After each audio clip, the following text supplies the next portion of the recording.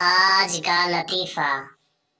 चार पठान जनाजे को तेजी से लेकर कब्रों के ऊपर से गुजर रहे थे। किसी आदमी ने देखा और बोला, लाला शर्म करो, नीचे मुर्दे हैं। पठान बोला, तो ऊपर कौन सा हमने वर्ल्ड कप उठाया हुआ है। दूसरा लतीफा। लड़का, बस और लड़की एक जैसे होते हैं।